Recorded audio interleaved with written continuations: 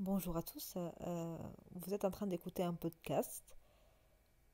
Alors, je vais pas vous faire l'affront de vous dire ce que c'est un podcast, évidemment, mais on va être là pendant plusieurs minutes, vous et moi, à parler d'un sujet. On va parler très régulièrement, je pense, du sujet de la photographie et des photographes parce que c'est mon métier. Mais vous le savez peut-être ou non, je fais aussi quelques vidéos rigolotes ou pas parfois sur mes réseaux sociaux. Donc on va aussi élargir le sujet à d'autres choses. On va pouvoir parler des réseaux sociaux, des influenceurs, puis pourquoi pas parler de la vie en général. J'avais envie de lancer ce premier podcast. Je lance vraiment, je suis dans le vide total, c'est-à-dire que j'ai lancé une application de création de podcast et je vous avoue que je suis un peu stressée car j'ai un sujet en tête et c'est ce que je vais développer dans ce podcast-là. Ça va être très simple. C'est euh, quand tu veux devenir photographe, qu'il y a une petite voix en toi qui te dit waouh, j'ai envie d'être photographe. Pourquoi et pourquoi ne pas te lancer à l'inverse? On va explorer pourquoi il faut se lancer et pourquoi il ne faut pas. Vous allez pouvoir vous faire votre propre idée sur le métier de photographe comme cela. Je pense que ça peut aider beaucoup de personnes qui sont en questionnement sur ce métier-là. Je ne vais pas rentrer dans trop de détails, mais je vais vous exprimer en quelques minutes. Je vais essayer vraiment de vous résumer ce qui font que le métier est génial et ce qui font que le métier est difficile. Et difficile ne veut pas dire que le métier n'est jamais génial. Le métier peut être génial tout le temps, juste de temps en temps, il y a des petites choses qui font que c'est plus dur que d'autres jours. Alors on va commencer tout simplement. Moi j'avais envie de vous dire déjà pourquoi je suis photographe. Il faut savoir que pour ceux qui ne me connaissent pas, moi je m'appelle Eva, j'ai 24 ans.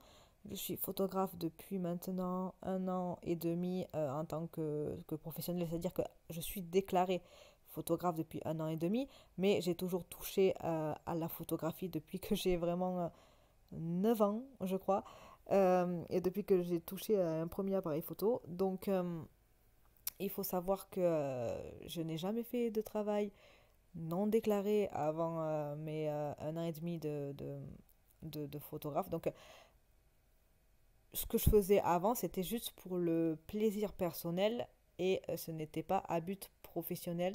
Donc, pendant vraiment des années, des années et des années, pour moi, la photographie était une passion. Et j'ai voulu concrétiser cela pour que ça se transforme tout simplement en métier. Euh, et qu'est-ce qui m'a donné envie de faire ça? Tout simplement suite à pas mal d'échecs au niveau de boulot que j'ai pu faire. On peut parler de... J'ai un peu fait pas mal de choses, pardon. J'ai aussi fait des choses qui m'ont plu comme des choses qui m'ont déplu dans la vie. Je vais pas vous les citer, c'est pas du tout intéressant.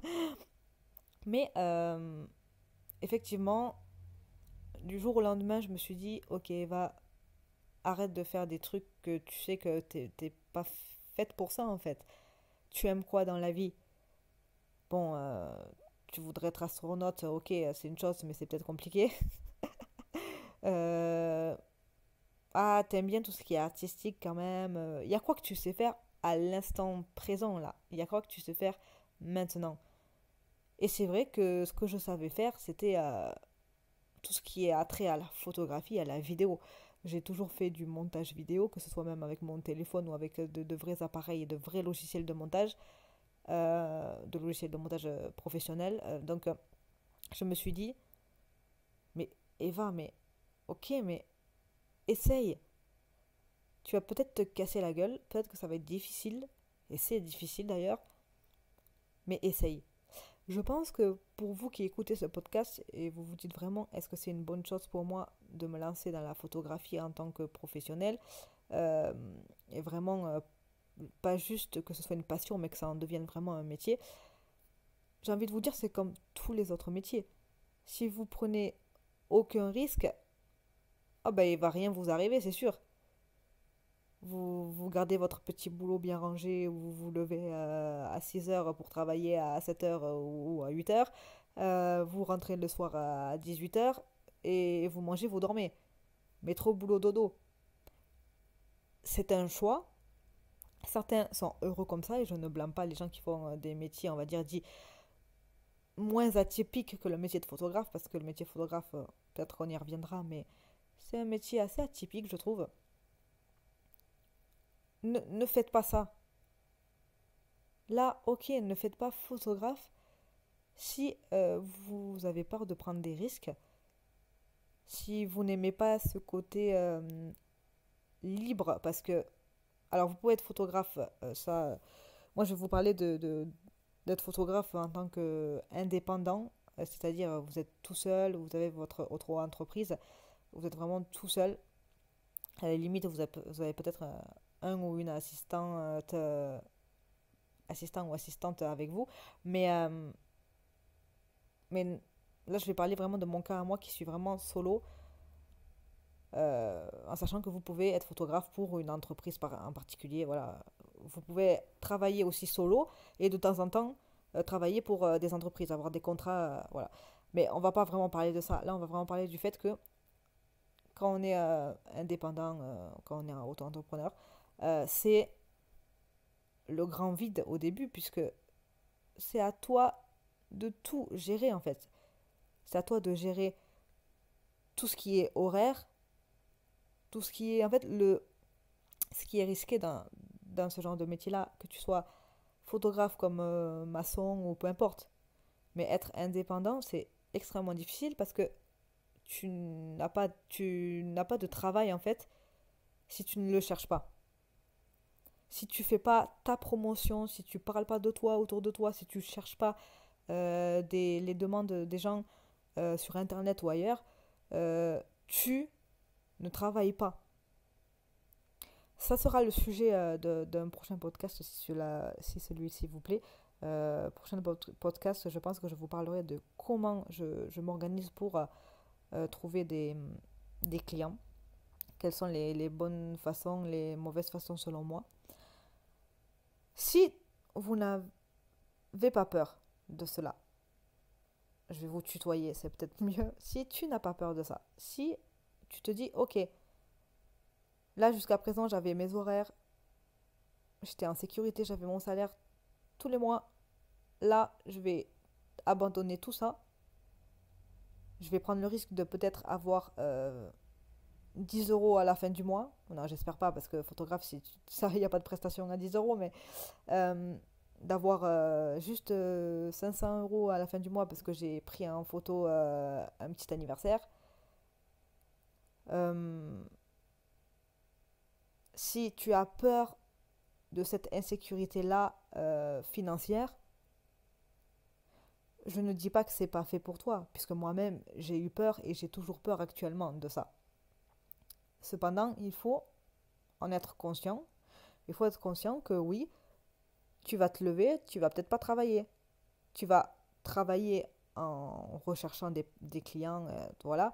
Ça, pour moi, c'est du gros boulot et c'est vraiment, je pense, 50% du boulot. Puisque si tu n'as pas de clients, bah, tu ne travailles pas. Donc, il faut se dire que tu vas peut-être pas prendre de photos demain. Tu vas peut-être pas faire un mariage ou un anniversaire ou je ne sais quoi, ce que tu pourrais prendre en photo. Mais tu vas prendre ta journée à chercher justement des clients. Ça, c'est quelque chose qui peut être long, c'est quelque chose qui peut faire peur parce que si tu te rends compte que tu n'as pas vraiment beaucoup de demandes, que moi, il y a des jours où j'ai pas vraiment beaucoup de demandes, hein, on va pas se mentir. Euh, enfin, pas forcément de demandes, mais de réponses. Ça, on en parlera dans le prochain podcast. Mais c'est vrai que ne vous attendez pas à ce que tout tombe d'un coup sur vous. Vous allez démarcher des clients, mais ils vont pas vous répondre le jour J, ils vont peut-être vous répondre dans un mois. Et ça, il faut aussi en avoir conscience. Je pense que si tu es prêt à, à encaisser tout ça, si tu es prêt à te dire que tu vas peut-être pas travailler tous les jours, tu vas peut-être pas faire des prestations en tout cas tous les jours, qu'à la fin du mois, tu vas peut-être avoir 500 euros et pas 1005 ou pas 5000 ou voilà. Ok, tu peux y arriver à avoir des bons chiffres tous les mois. Par contre, aie conscience que ça arrivera peut-être pas tous les mois et aie conscience qu'au début, ça va être très long. C'est ce dont je voulais vous parler dans ce court podcast. Voilà, je ne vais pas m'étaler sur le sujet, mais pourquoi être photographe? Ben, tout simplement, quand tu as la niaque, quand tu as envie de bosser. Moi, ce qui me plaît dans ce métier-là, et comme dans tous les métiers quand tu es indépendant, c'est que tu trouves ton travail toi-même. C'est pas tu es dans un boulot et ça tombe. C'est toi qui dois te démener pour chercher le travail, pour trouver tes clients. Et c'est ça que je trouve génial dans ce boulot-là, c'est que tu fais rien si tu travailles pas. Vous voyez ce que je veux dire? Si tu, pardon, travailles pas en amont suffisamment pour pouvoir bien travailler tout le mois, ben c'est mort. Donc, c'est ça que j'adore, c'est cette niaque-là. Et aussi, bon, l'aspect photographie, évidemment. J'ai toujours été passionnée de photos. Si toi, tu as toujours été passionné de photos, que tu as un appareil photo comme moi depuis petit dans les mains, oui, effectivement, il y a des chances que le métier soit fait pour toi. Je pense qu'il faut qu'on choisisse son métier par rapport à ce qu'on a aimé aussi quand on est enfant. Je trouve que les choses qu'on aime quand on est enfant, ça reste toujours un petit peu en nous. Et, euh, et je pense que c'est bien d'explorer ce genre de choses-là. Il y en a qui veulent être pompiers. Il y a les clichés. Pompier, vétérinaire. Ben, peut-être que quelqu'un qui veut être pompier, depuis petit, ben voilà, c'est au fond de lui. Et peut-être qu'en fait, il fait des métiers tout le long de sa vie qui sont nuls pour lui. Nuls dans le sens où il ne se sent pas à l'aise dans ces métiers-là. Et que peut-être du jour au lendemain, il va se dire, ok, je voulais être pompier quand j'étais petit. Ben go, et peut-être qu'il va être heureux. Donc, moi, je pense explorer les métiers que vous aimiez quand vous étiez petit. Si quand tu étais petit, tu aimais tout ce qui est attrait à la photographie, à la vidéo. J'inclus photographe, vidéaste, hein. Évidemment, il y en a qui sont que photographes, mais moi, je fais aussi de la vidéo. Euh, ben, foncez, explorez. Pour moi, c'est les raisons pour lesquelles être photographe, c'est génial. C'est que si c'est en toi depuis longtemps, ça va être génial parce que tu vas être passionné par ton métier. Si t'es pas passionné par ton métier, ben moi je te dis, laisse tomber. C'est pas la peine. Ça va te saouler au bout d'un mois. Si tu es passionné, tu vas vouloir avoir cette niaque qui va te faire avancer au quotidien dans ce métier-là. Puis j'en passais des meilleurs, mais évidemment, vous avez tout ce qui a trait ben, à la clientèle, votre clientèle. Votre clientèle vous le rendra si vous faites un travail exemplaire, si vous faites un travail très bien. Votre clientèle saura vous le rendre et votre clientèle sera très gentille avec vous. Moi, j'ai des clients qui arrêtent pas de me dire waouh, waouh, vos photos, c'est magnifique. Merci vraiment pour vos photos que vous nous avez fait. C'est incroyable. Ce genre de réaction-là, c'est ce qui te donne aussi envie de faire ce métier-là, de le continuer de plus en plus. Alors, oui, il y aura des gens qui vont te critiquer parce que pour eux, faire des photos, c'est facile avec un téléphone portable et basta. Mais ça, on met de côté. Quand vous avez du positif qui vous tombe, que on vous dit waouh, j'adore tes photos, oh, mais c'est une sensation, mais incroyable, je vous le dis.